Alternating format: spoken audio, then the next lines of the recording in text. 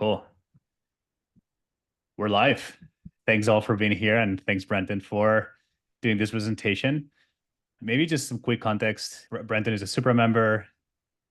Shout out to Arpid for actually connecting us in the first place. I've been super impressed with Brenton. He's had a tremendous run at Wayfair, starting from a group PM, managing a team of 4 to in 5 years, making it to senior director, managing 50 teams. And now recently he joined Pi Insurance as their VP and head of product. And Pi Insurance is a Series D insurtech company, about 400 employees, and they're doing really well, really cool company. So I'm excited to see how that goes. But and yeah, some context on the presentation, and feel free to correct any details that I get wrong here, Brenton. But Brenton actually started this presentation as part of an internal learning series at Wayfair, and it did really well. It was probably one of the most popular Lunch and Learn presentations there. He shared the presentation with me. I thought the content was amazing. So I was like, I would love for you to do this with the Supra community. And now here we are. Cool. And that was great. I think you did a good job teasing it without stealing my thunder. So I'll take that. Cool. So with that intro, we're going to talk about the foundations for exponential growth. And you might be wondering, what is the thing that will grow exponentially? It is the most important product. It is you. It is each of us. So let me advance this slide here. So, we've all been in product management for a long time. And I'll just say up front that this deck was meant more for that junior to mid-level PM audience, but I think it's certainly going to be relevant to leaders, and you'll probably learn some things, but also maybe it'll give you some framing and some ways that you can think about coaching your team to grow, certainly coaching yourself, but just keep in mind a little bit of this is for a broad audience. So with that, we all know that product management requires you to consistently tackle unique, never seen before problems. And that requires you to think for yourself and also to influence others to adopt your ways of thinking. And you have to be consistently right. So it's a hard job. And what makes it extra hard is that no one can tell you how to think for yourself. This is pretty obvious. If someone told you how to think for yourself, by definition, it wouldn't be thinking for yourself. But here's the trickier thing. No one can teach you how to think for yourself. And the reason no one can teach you how to think for yourself is because we each have a different brain. We each have a different way of reasoning about things. And so I can teach you what works for me, but ultimately, every one of us has to find and cultivate within ourselves how we can tackle novel, gnarly ambiguity. And so what that results in is really only you can teach yourself how to think for yourself. And so the rest of this presentation is my attempt to share with you how I've thought about that. And I think you can think about that and really take a lot of the things you probably already do and to connect some dots. The other problem I want to establish is why that problem is big enough to matter.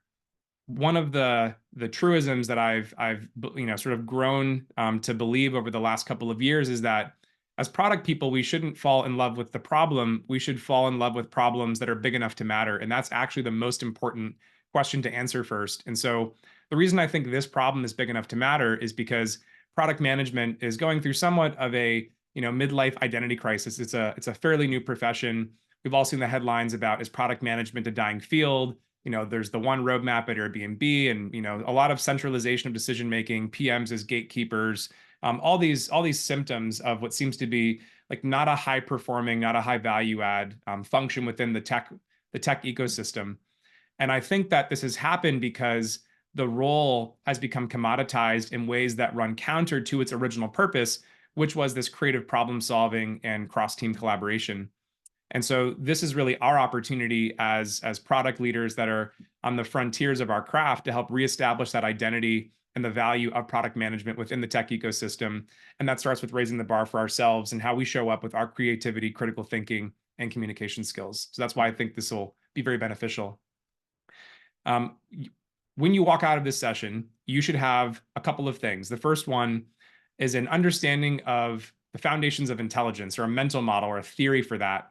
And in particular, the special nature of experiential intelligence, which is that it is infinitely trainable and infinitely sort of able to grow with you.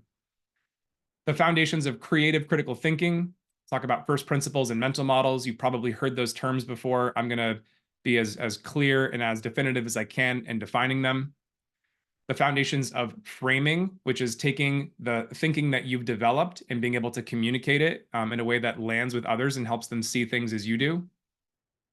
and how you can compound your experiential intelligence, which can lead to exponential improvement in your critical thinking and framing. So you can get exponentially better at 1, 2, and 3 over time. And lastly, I'll leave you with a world-class set of resources that will help you on that journey. Hopefully, if you're a regular consumer of product thought leadership, you're probably already aware of podcasts like Lenny's. So I include that, but also I include some others that hopefully will be new to you. And if you haven't heard of Lenny's, my God, you're in for a treat, because that's a gold mine. So basically, the formula is this, and the rest of this presentation will blow this out in more detail, but first principles, which are the basic building blocks of logic, are formed into mental models where you combine multiple first principles and you add additional assumptions and logic. And then with framing, you communicate that information with clear structure and narrative so that the audience digests and absorbs it. You don't just give information, you need to deliver it packaged in narrative, and that's how people actually retain information. And they can start using it and thinking with that for themselves.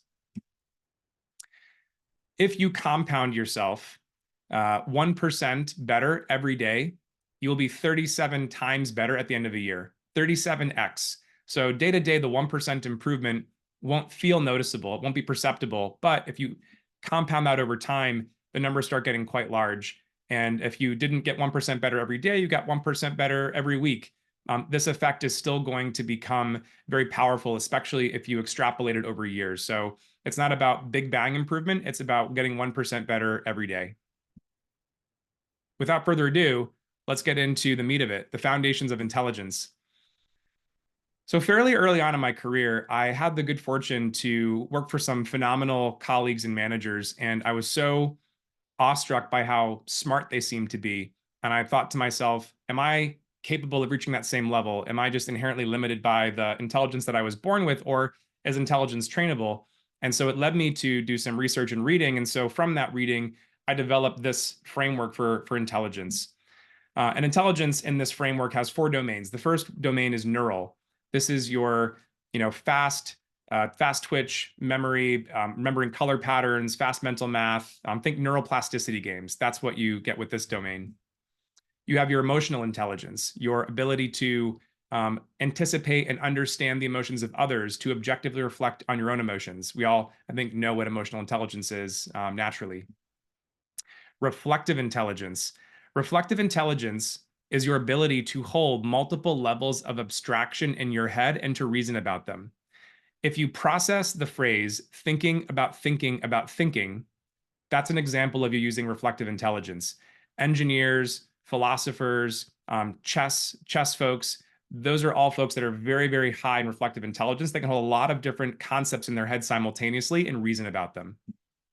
And the final domain is experiential intelligence. This is your ability to derive generalized learnings from the things you've been exposed to that you can apply to future situations that are novel.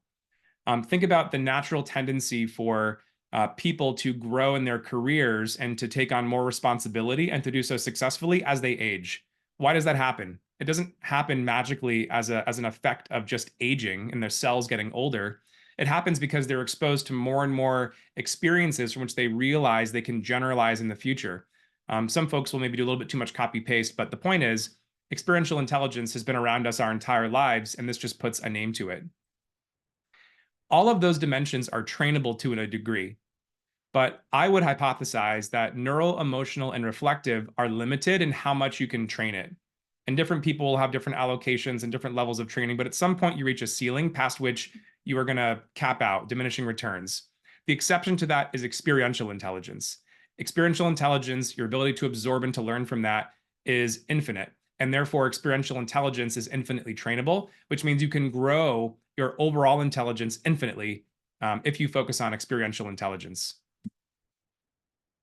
The key to compounding that experiential intelligence growth over time is to naturally absorb from what you're exposed to and derive those insights. If you want to accelerate that, you can absorb more from what you're exposed to, be more humble, be more curious, be more perceptive of the things that you're being exposed to. But, and this is the novel part, you can absorb from synthetic experience where established thought leaders that have proven track records of success and can articulate their methods of thinking in terms of first principles and mental models, they will actually help you incorporate that into your own generalized skill set. For example, this theory of intelligence, 3 of those 4 dimensions came from the book that I read. Another dimension came from something that I intuited. I combined it and made it my own. And so it's being able to stand on the shoulders of others versus having to learn everything yourself through direct exposure. This is again like why folks like mentors will be so helpful to many people. This is that same concept at work. Now let's talk about first principles. Hopefully folks have heard this term. Let me just briefly define it. A first principle is a logical primitive. It is a foundational proposition that cannot be further reduced. So sometimes called reasoning from first principles, the idea is that you can decompose a problem into those more basic elements from which to then reason about how you can change it or modify it. These are essentially the building blocks that allow you to form an interconnected dynamic theory on any given subject. It is one of the best ways to reverse engineer complicated problems, and you have to think from first principles by definition to be creative. You can't win the race by following the leader. And so how do you lead? You have to go where no one has gone before and to do things that others haven't clearly laid the path for. So first principles thinking allows you to do that. I won't go into a lot of depth on this, but basically first principles thinking is hard, introspective, reflective thinking. It's constantly examining your own thoughts, your own biases, thinking, why do I believe this and what evidence do I have? And am I being objective about this? It requires a lot of mental horsepower, which is why our brains as natural, fast pattern matching machines don't like to do it. But if you can cultivate your ability to, where it's appropriate, develop rigor in your thinking, you will find that you can unearth first principles in how you make decisions or gaps where you're actually being more intuitive or gut instinct, and this can help you identify that.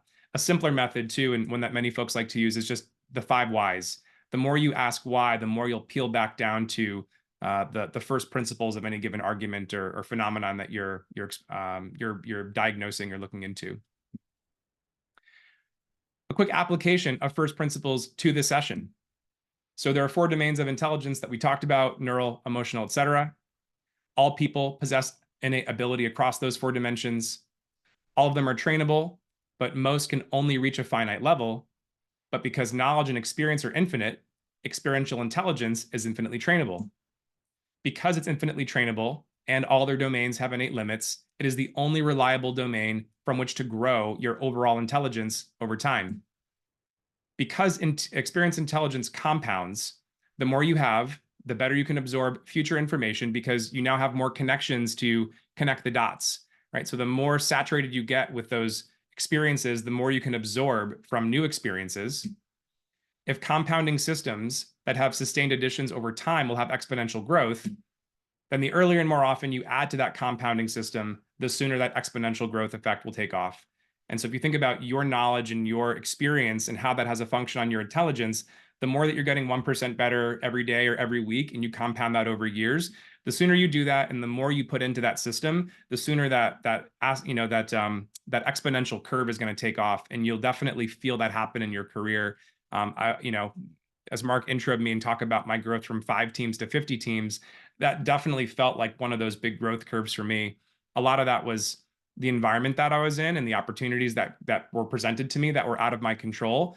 But a huge part of it was also the way that I adapted. And I've been cultivating this practice for the last 10 plus years of my career. And that helped me ride the horse, even as it was, going through a sort of crazy amount of growth and change in my day-to-day experience and expectations.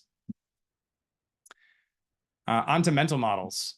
So mental models, like we talked about, are the construction of a logical reasoning framework that combines first principles and then adds in things like assumptions and logic. They're not entirely and only composed of first principles because you have to start bringing some unknowns into the picture.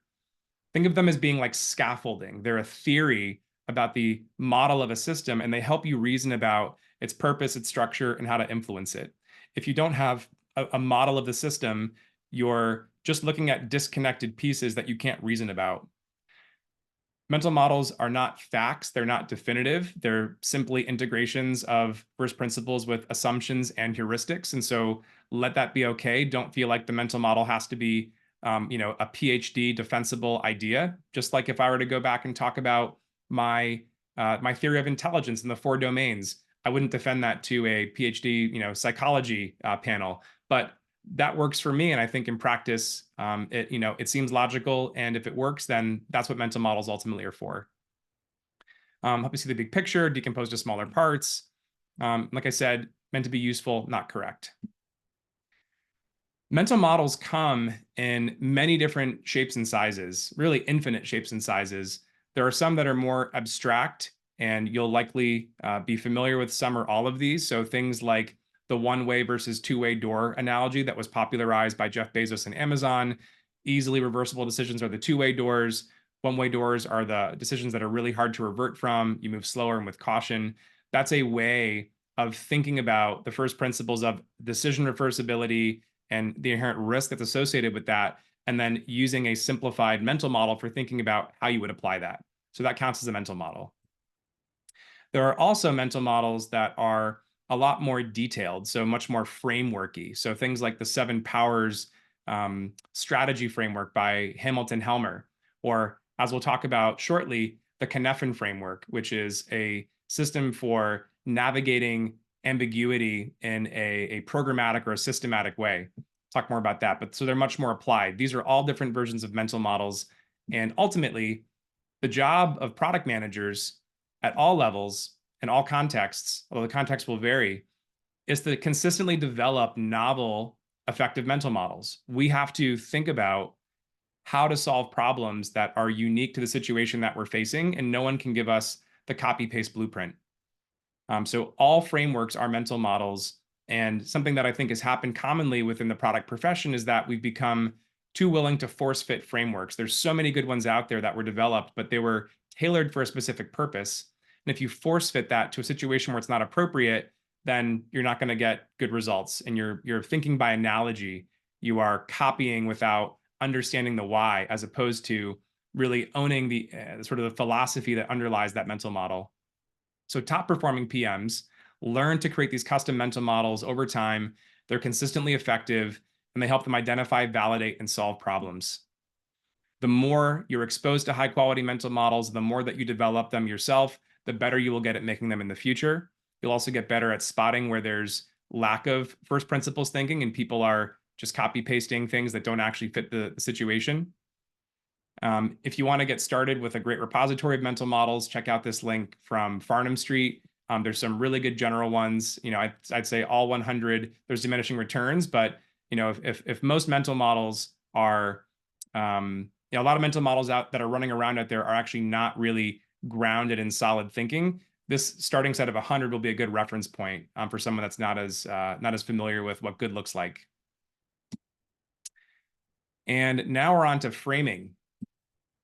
So framing then is taking that mental model and those first principles and communicating it with an anchoring perspective that helps your audience understand and internalize the message. You can think of it really like teaching. You're trying to teach someone not how to memorize what you're giving them, but how to understand it and to own it in their own brain. So the goal for framing is for your audience to internalize your perspective and either align with your thinking and conclusions to see how you got to your ending point, your recommendation, or to identify specific points of debate or confusion where they want to probe deeper and get more information. Number 2 is totally healthy. I'm sure that when we get to the Q&A portion of this, plenty of folks will have questions for me on various points of this presentation. I'm happy to talk about that. I welcome them. That's how you improve for the future. But it's when someone doesn't understand what you're talking about and just pokes at random things, that's not productive because you haven't given them enough of a cohesive picture for them to track with what you're talking about and to start to really internalize that thinking themselves. In my experience, the root of most misalignment is that people generally want to do the right thing, what they believe is the right thing, but they have a different perspective about what that is. They have different frames of reference. And so what framing really does, the magic of it, is that it facilitates this adoption of a shared mental model. And that becomes the lens through which you debate facts, you debate assumptions, you debate logic. And that allows you to either reach a durable consensus, or it allows you to move forward. And if you have to pick a path, you do like a disagree and commit. it's clear that there's high quality thinking going into that process, and it's not a battle of wills and who's going to roll over first. I would say that's about 80% of the time. If you can create that shared framing through which to discuss and decide and move forward on something, you'll be able to get great alignment with folks that might start off very opposed to what they think you're going to sort of, come with as an offer. And the 20% of times that doesn't happen, it generally is because there's an incentive misalignment. So the person understands the argument, they understand the benefit of it for the greater good, but it just disadvantages them or disincentivizes them. And that's where things can get a little bit political and tricky at times. But I would say by and large, if you can avoid that 20% case, framing will go a really long way. And if you don't frame effectively, you've got great first principles, you have a great mental model, but you don't deliver it well and people don't buy into it. Well, that's just like having a phenomenal product capability that you launch that no one uses because the go-to-market wasn't strong. So framing is arguably the most important part in the process, because if you don't frame effectively, then all the upstream work that you did can be massively diluted. As a little image to showcase this, imagine that you were describing something to a group of people and you didn't write anything down, you just described it. And when you walk away, you've got the cube in your head, you're in the middle. You ask everyone, so do you know what I'm talking about? Are we aligned? Are we good? And people will say, yeah, I'm good. I got it. This is where writing and getting the framing and all of the other concepts you have in your head into a medium that can be exposed to others is so important, because just talking about things is always going to leave so much to the imagination. By making things explicit and transparent, you're able to actually tell where you have clear thinking. And that is what's going to help people get on board with you. You can't just say it, you also have to show it in a way that people can interact with and come back to and reference and adapt with you. I've got a little pet framework that I created to help guide you with building effective framing. It's the RCC framework. So the first thing is make it relevant. Who is your audience? Why should they care about this? And what do you want them to understand and do? What are your calls to action? If you work backwards from those questions, you will create much more compelling and well-framed content. If after this presentation is over and I send this deck out and you go back and you look at how I went about this, you'll see that I'm applying all of these to this presentation itself. The second is make it compelling. So establish context, create a narrative for your mental model, start with the whole and decompose that into parts. Human brains like to work with, typically 3 to 4 bullets at a time. So this is why that common structure of, 3 points, point 1, point A, then B, then C, having that nested structure. Brains really like to work in that nested fashion. Connect your ideas using clear chains of logic. And then also remember that where you can, brains think in images, so leverage images as key props for concepts that you really want people to remember. If I were to ask you, what was the phone number of your childhood home? If I ask you to remember that, what comes to your mind? It's probably an image of the home. And from that image of the home, you can then index off of that to find the number that you used to have that you probably haven't thought of in many, many years. But again, that's the way that brains work. And so understanding that is important. And finally, make it crisp.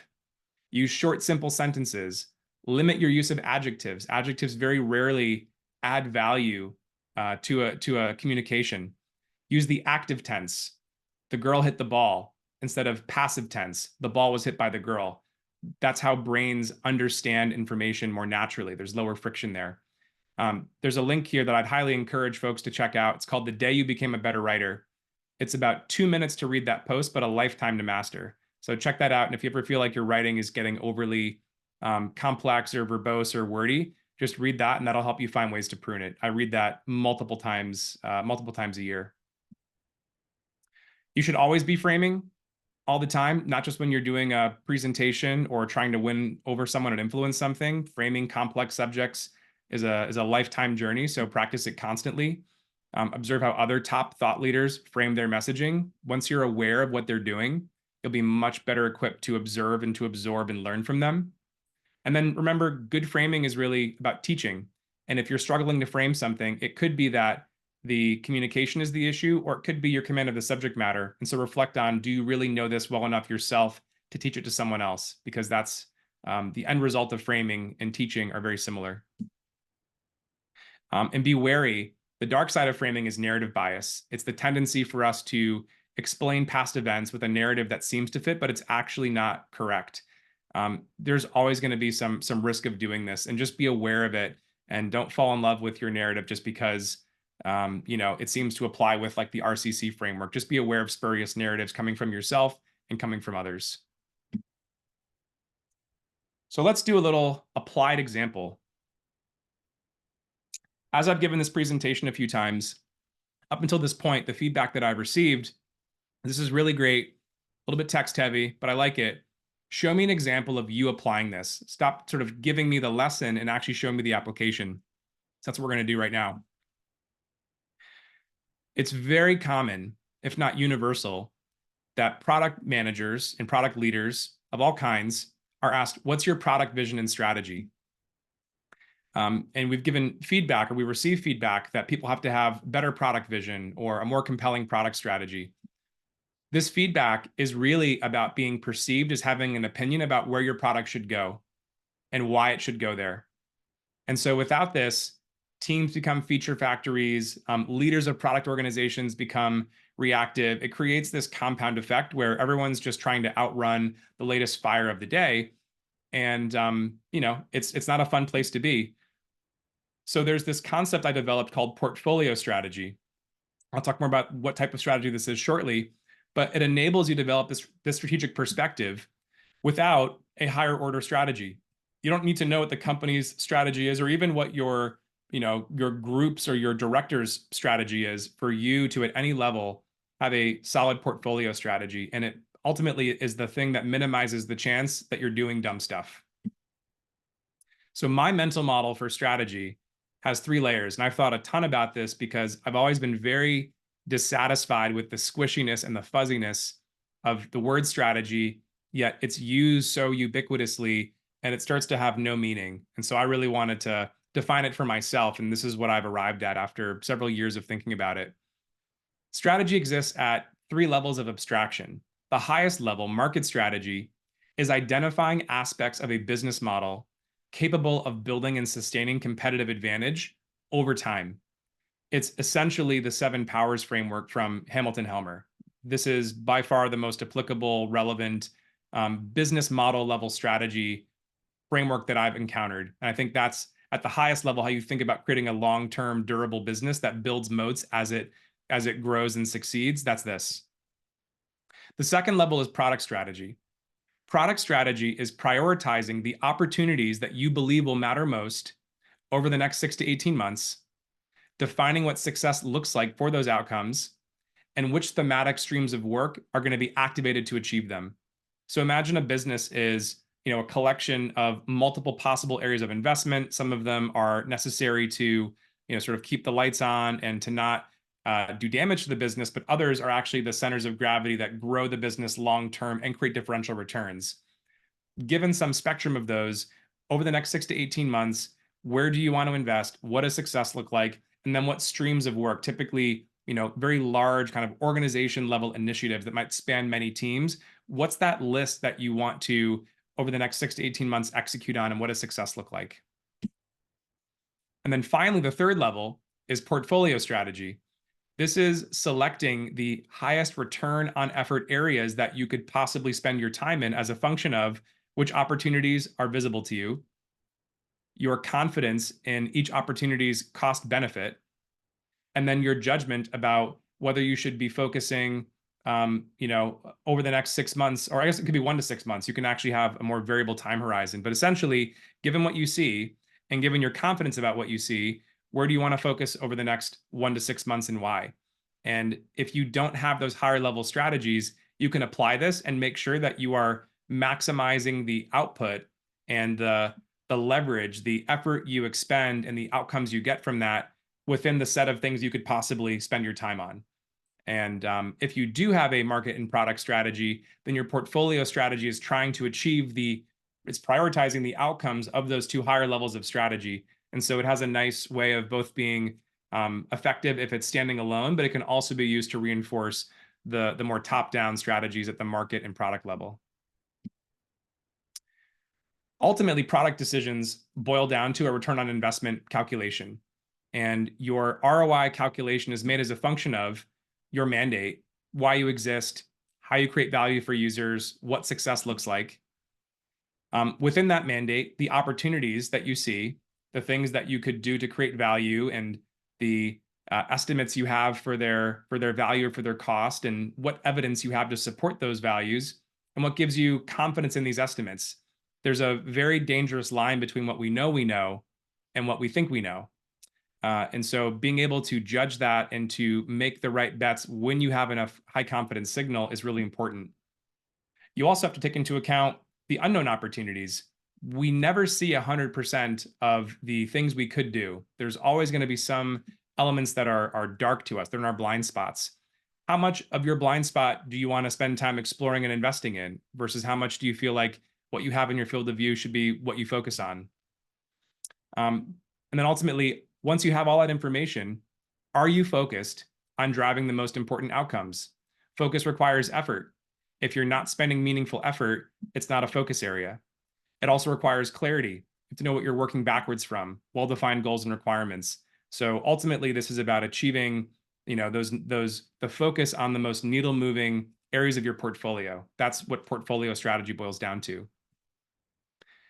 And the Cynefin framework, this will be most of the end of the presentation, so we'll get to Q&A shortly. The Cynefin framework is a way for you to evaluate the differences between what you know, what you think you know, and what you don't know. So it is a sense-making framework. It was developed by a researcher at IBM in, I think, the late 90s or early 2000s, back when IBM was still relatively relevant. And it posits that the world is broken into two sort of meta contexts. On the right side are ordered contexts. Ordered contexts are where cause and effect are predictable or deterministic. There's no prediction, you know exactly what will happen. Unordered contexts are where cause and effect can only be deduced in hindsight. And so the world's broken down into these two fundamental dimensions, and there's two sub-dimensions within each. The first is a simple context. This is where you have known knowns, cause and effect are definitive, optimal answers are definitive. The dominant strategy, if you're operating in this domain, is to sense the environment, to categorize it, to match it to a known best practice, and then to respond accordingly. The ordered context, the complicated context is where you have known unknowns. Cause and effect are predictable. There's a known spectrum of potential answers. We have enough data to predict with some cone of variance what might happen. The dominant strategy in this situation is to sense the environment, to analyze it, and then to respond. As we move into the unordered domain, things start to get gnarly. So we have unknown unknowns, where cause and effect can only be deduced with hindsight, and there's an unknown spectrum of potential answers. In this area, your dominant strategy is to probe the environment, to sense what comes back, and then to respond accordingly to that information.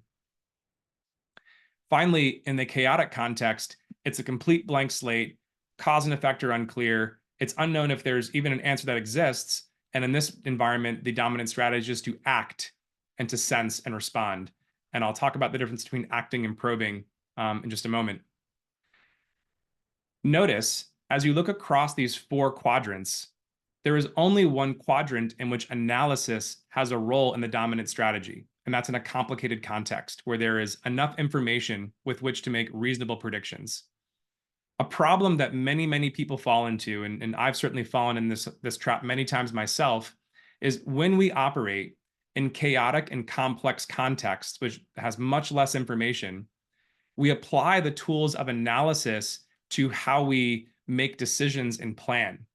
And this is because by education and professional training, we're all taught to be analysts. When I was working on one of my first startups and an innovation incubator for Liberty Mutual, we had this idea for a new two-sided marketplace for home services, lawn care and house cleaning. It was completely separate from any sort of insurance connection whatsoever. It's just a big swing. And I remember we'd spent all this effort forecasting what our 3 and 5 year revenue growth and cost growth would look like. And we were like, going to go out and like raise money from an internal board of directors at the company. We didn't have a single customer yet. Yet we had a massive, massive Excel model that was going to be this huge machine to like have all this sensitivity analysis to look at how our top line and bottom line economics might mature over time. It was complete vapor. And so that was a great example of applying the tools of analysis of a complicated context to an unordered context, to a complex or even chaotic context. Last thing I'll say on this is that you might have noticed that there is a circle in the middle here called disorder. This is when you don't know what context you're in. And there's also this red hash mark at the bottom. This is the chaos hinge. This is the natural tendency for products and industries and domains to evolve from chaos to complexity to complication to simplicity over time. But then there can be exogenous disruptions that will push an industry back into chaos. So think about what's happened with traditional automakers and electric vehicles, or what's happening now with a lot of the big tech incumbents and generative AI. These are all things that will take what had been a very simple, kind of stable machine. Google search is a great example. They're now operating in a much more chaotic context with a lot more existential challenges to what had been a very durable, defensible position for them. As a visual of what this might look like, imagine that we have a starting point and an ending point, and we want to move from one to the other. If I were to ask you to give me your strategy for how you would move from the start to the end, you could give me something, but it would be useless because you have no information. You literally have no idea what could be connecting the function between the start and the end. This is chaos, where you just simply act because you don't know where to start. So you just throw stuff at the wall and see what happens. Now we're in a complex context. You have some information, but not enough information to predict how this system is going to function. You could make some guesses, but you're better off probing, sensing, and responding, cheaply, quickly gathering information to illuminate more of the system so that you can then make better decisions and predictions about it. So in this, you could start to pick some areas that you see maybe a grouping of lines and you want to learn more. And so probing means exploring with intent, as opposed to acting, which means just do something because you have no logical way to prioritize where to start or where to look next. So here you would probe. Now we're in a complicated context. Now you can start to analyze this picture and make some predictions about how the system works. You can probably guess that where some of these seemingly arrows are pointing, you can guess where they're going to connect. You could be wrong, but you have enough information to do that with fairly high confidence now. And then once you're in a simple context, the system is completely visible to you. There's no unknowns. You know exactly how to go from start to end because you can see the path you have to walk. So that's a quick visual example of the concepts of Cynefin. If you apply Cynefin to the product lifecycle, chaotic is when you're identifying new markets, identifying problems for those markets, and validating those problems actually exist. Complexity is identifying solutions, validating solutions, building out MVPs. I won't sort of go through the full list, but you can see that there's a very strong parallel to the product development lifecycle and going from being a new startup product to being a mature, scaling, continuously delivered product to being one that's really feature complete and becomes an industry standard and is widely emulated. So this is, I think, very relevant and applicable to the product lifecycle. And this is something that gave me the language to talk to my teams, talk to my stakeholders about where we needed to focus on cheap, fast, iterative learning, because we were operating in complexity or chaos. That would enable us then to get to a place where we could have a foundation of data and information and insight to then make decisions or to then make predictions. And based on the level of confidence in that data, we could then decide, do we want to get more information or do we want to make the bet right now and go build and launch something that actually, we're going to put some real effort and scale behind. Tying back to portfolio strategy, if you look at the things that you could spend your time on and say, on one dimension, what is my confidence that I see the biggest opportunities? That's the y-axis. And then what is my level of focus on those opportunities? The ideal place is the top right, to be highly focused on the biggest opportunities. We're rarely operating at that place. That's the golden path. we're often more fragmented or our confidence is lower. And so this gives you a high level decision-making reference guide to think about how you prioritize execution and focus or diversification, and also cheap, fast, iterative learning to balance this out. Ultimately, there is no right answer. There's just what you think is going to be right given your situation and your context. Again, this goes back to why you have to bring your own critical thinking to the novel problems that you're facing. Finally, synthetic experience and exponential growth. There's this concept that I learned about in one of the podcasts I listened to called Edge City, which I really liked. And Edge City is the community of people that are operating on the frontier of a domain of knowledge. And it could be anything. It could be, so many Reddit threads, right? Wall Street Bets. That was a great example of an Edge City for folks that really liked finance and maybe a little bit of chaos. Anyone that's a Supra member, I would say, is certainly living in Edge City for product craft, because you had to go through quite a journey to get to a place where you landed in Supra. There's many places and many different disciplines that can have their own edge cities. So find yours. This is where you'll find access to world-class thinkers that can help level up your synthetic experience. And like I've mentioned, I've been doing this for a long time, and I still feel like I'm very early on in the journey, and I'm still humbled by how much I can learn from the massive amount of great thought leaders that are out there. And I hope that you'll use this presentation as the point to either kick off your journey if you feel like this is something that you've been thinking about making time for but haven't actually done it, or if you're already on it, then you'll get some great resources that you can use for the future. The most important thing is that you find what gives you joy and you pace yourself.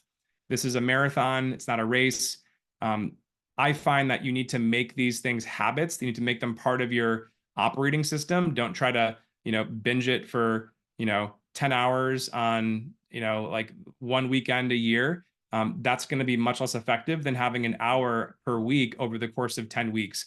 I generally aim for between 1 to 5 hours of content weekly. I'm probably more in like the 1 to 2 hour range most of the time.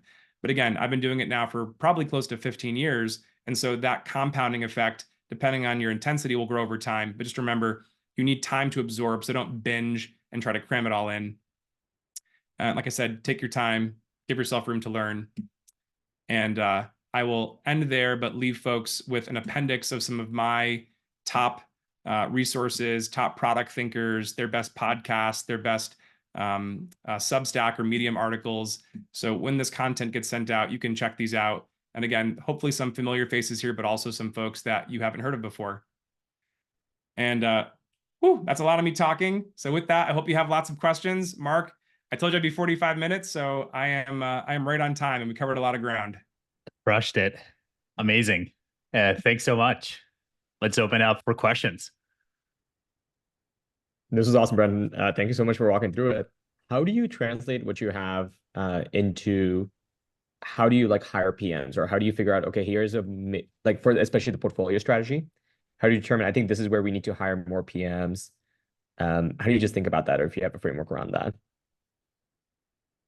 So when I hire PMs, I think about the soft skills they need to have, which would be things like curiosity, empathy, domain interest, or at least domain expertise, or at least interest, humility, coachability.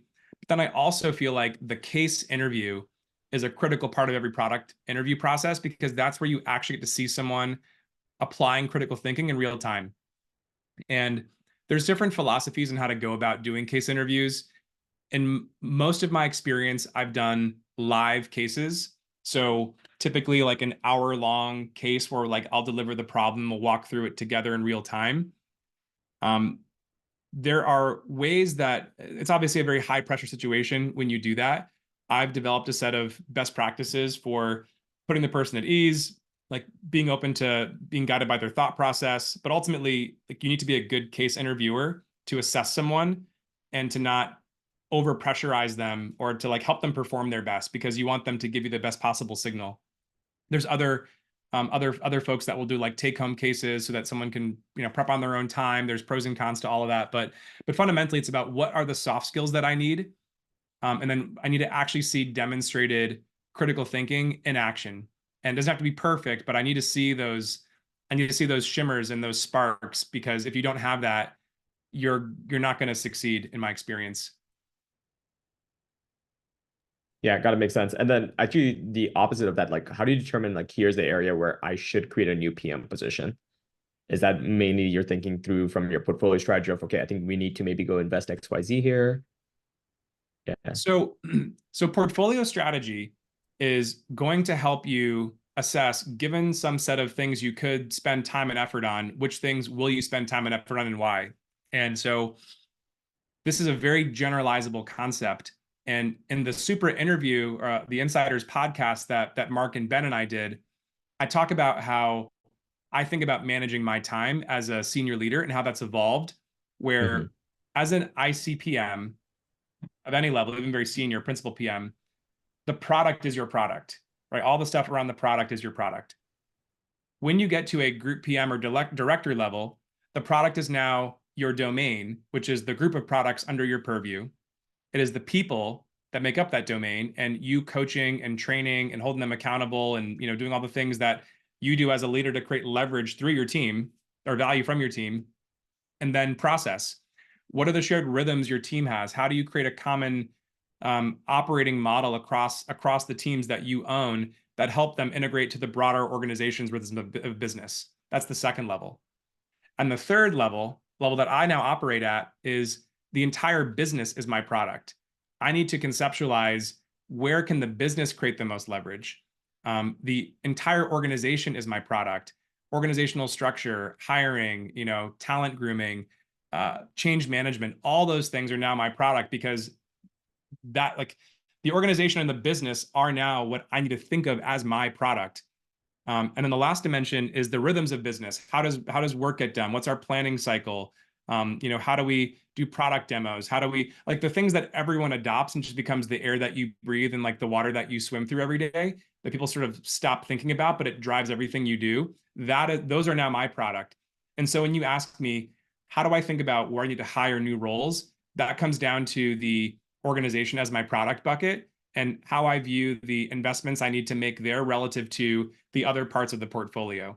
I will say, as a product leader, the people you have and how they're organized, and the rhythms of business that help them get work done, like the tools of the trade that they use, if those are messed up and not high quality, it almost doesn't matter what you try to focus on. So those are, if they're not working and they're like broken, those are by default like the top concerns that you would go after. And then you'd sort of figure out whatever specific question you were trying to answer, you'd go deeper on that. Awesome. Thank you. Great questions. Appreciate it. Thank you again for sharing a lot of the mental models today. My question to you is, like, how do you educate your team on this, like, mental models, that when you have a problem to solve right in front of you at the moment, or especially when people may already have different mental models in their head that they feel more comfortable with? Yeah. So this is what I love about product, which is that we get to create new mental models because we're constantly faced with tough challenges. And as a leader, one of the ways that I feel I need to show up is helping my team grow that ability. And sometimes that means I will teach them. Like, if they're stuck, I will teach them by whiteboarding with them. And I literally had a junior PM in my org today where we had I call it a jam session, where like we're creating the mental model together actively. Like we're creating it real time, and then we're presenting it to some other leaders later. And I'm giving him credit for creating it and all those types of things. Or I could be guiding someone else is giving me their mental model, and I'm not trying to override it with how I think about it, but I'm trying to understand their framing and understand their logic. I'm trying to then add to it and build on it.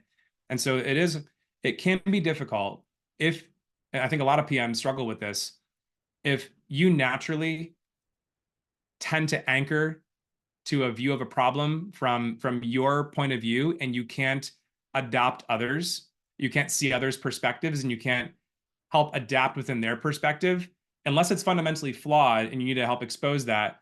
There's many different flavors of ice cream that all taste good. So like, be able to sample someone else's ice cream and to help them make it better. That's a key part of growing as a product leader, because you can't just impose your thinking on everyone. You have to give people room to be themselves. But I do this all the time, and I'm not solving the in the weeds product problem so much anymore, although I can and I do. I'm often having to create mental models for kind of organization or business level, those sort of higher levels of abstraction. But it's all just different altitudes of that same fundamental skill. Did I answer your question? Yeah, maybe a quick follow-up question to that. Yeah. Like, I think you mentioned that it's important for us to be able to create our own mental models, but there are often times when there are a lot of frameworks with great examples that people can more easily understand, people are more familiar with. So how do you manage the balance of like using what's already available that people know versus like coming up with your own? Yeah. If there's something that it's available, novelty for the sake of novelty doesn't mean anything. I love to use existing mental models like Cynefin. I didn't make up Cynefin. I inherited that. The intelligence four domains mental model, 80% of that I learned through reading about it, and then I slightly adapted it. I actually think that taking good mental models that maybe need some tailoring or some adjustments for whatever your situation is, and you can actually like do that last mile tinkering, that's a super effective way of going after things. You don't have to have a completely ground up new mental model. I will also say the vast majority of the time to make a good decision or a good analysis of a situation, you just have to see the bigger picture. And so most mentor models are actually just a way to abstract the big picture and to associate the information that you have and that you don't have and to have assumptions and to like put that all together. And if you can just make it visible, you and other smart people will be able to reason about it and come to a good conclusion. So I'd say most mental models are actually just about how do I see the problem and see its various dimensions in a way that's comprehensible. And then you'll often find that the smart answer doesn't have to come through brain power. It actually just comes through being able to see that information in a cohesive way. I was a little bit of a tangent, but yes, novelty is, for the sake of novelty, is not valuable. So absolutely, if a mental model can be applied copy paste, if you understand why it can be applied without alteration, go for it. If it needs alteration, go for it. If you need something new and it's more of a sort of a blend of disparate things that create a very different type of mental model, then that also could be what's called for. Thank you. For sure. Sean, go for it. Yeah, I had a quick question on you gave the summary on market, product, portfolio strategy, which is really interesting. I guess I'm a little curious if you could speak a little bit around who you feel from a responsibility perspective should own which piece of that, as well as the cadence at which this should happen. So give an example, like product strategy kind of firmly sits with product, but when it comes to market strategy, portfolio strategy, I'm curious, where do you think the ownership sits? Typically within an organization, where should that sit? What team? So I think that the market strategy sits with the CEO, or maybe the C-suite. But like, give you an example. So for my company, Pi, is claims going to be one of our is that going to be one of our core areas of runaway competitive advantage? It could be a process power.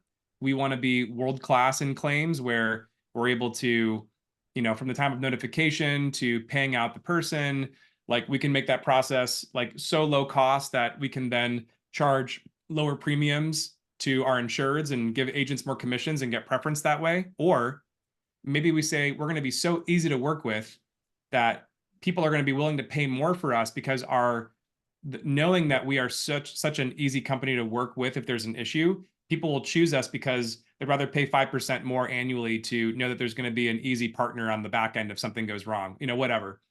Those aren't decisions that product inherently has agency to make. I think those need to come from the most senior business leaders. What product can do is to help facilitate an understanding of how those powers are aligned with the technology that powers the business and where there could be the potential for technology to create a benefit in that area that would be hard to copy, or if it would be extremely expensive to invest there and the outcome of investing there might get you to a commodity level with the existing incumbents in the market. So that's where product will help with market strategy.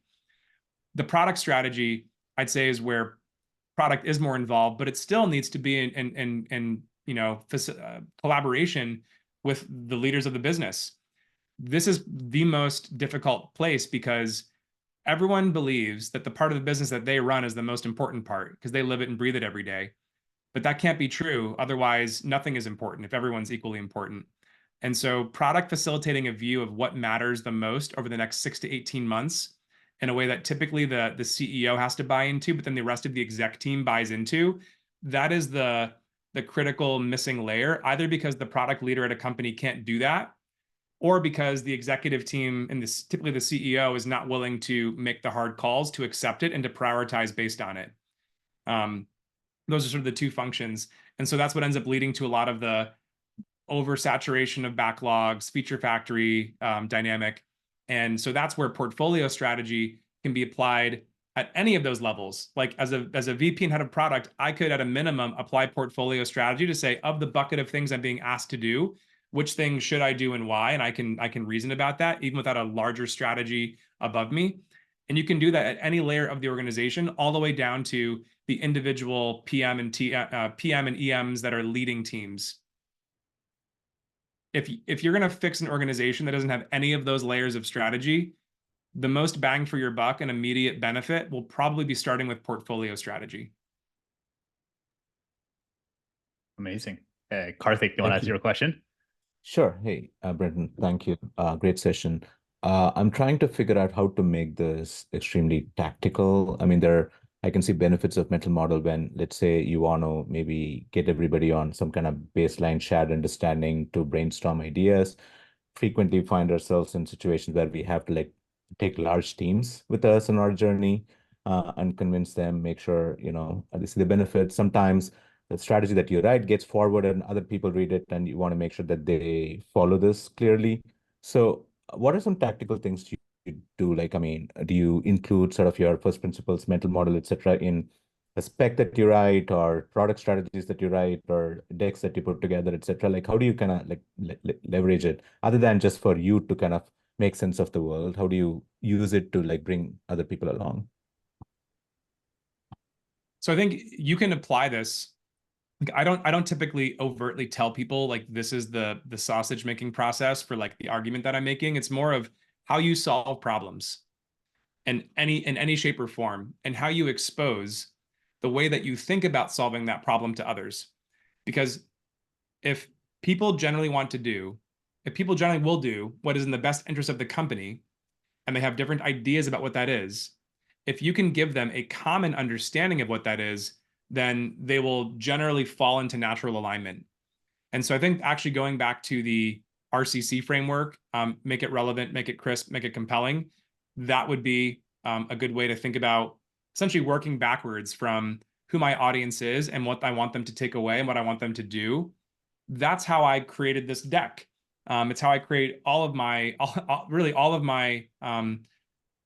sort of narrative-driven presentations. I start by working backwards from those three questions: the audience, their takeaways, what I want them to do. And then as I start to blow out that information, I end up creating the story, the narrative that's going to support those points. And only once I've done that, and I've typically fleshed that out in like a Google Doc, will I then go into slides and create them. But the creation of the slides ends up taking me almost no time, because I know very clearly the end-to-end story that I want to tell. The other thing that I do personally, and this may be just my brain, but when you have to think about doing this and like actually picking up a pen or touching the keyboard and doing it, it's like a high friction, high cognitive load task that we naturally want to avoid.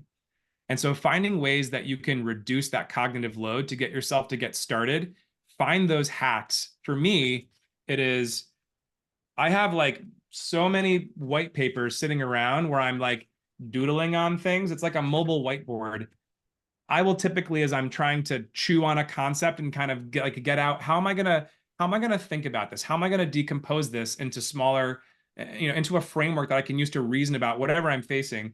I will very often keep a stack of white printer paper with me, and I have lots of pens, and I'll just start to sort of get my thoughts down there. And that will often be the first point before I'll then go into a Miro board or a Google Doc or any type of digital artifact, because for me, that's an easier way to get my brain working and to start it, creating like, how am I going to reason about this in a structured way? I don't know if that's helpful, because ultimately you will have to, whenever you have a problem, like, how are you going to help people understand your perspective or modify your perspective with their input? You have to give them the scaffolding. with which they should think about a thing and that they can then iterate on. Don't start with a blank slate. And you just have to find ways that you can build the muscle of doing that repeatedly, and you'll get better and better the more you do it, and the more you can also refine it based on the results, just like a product.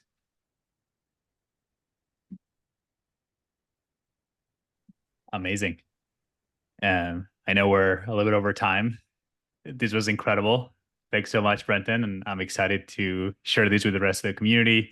Thanks so much, everyone, for joining us, and a special thanks to Brenton for putting together this killer presentation. Thanks for coming. I appreciate your time. Thanks for the interest.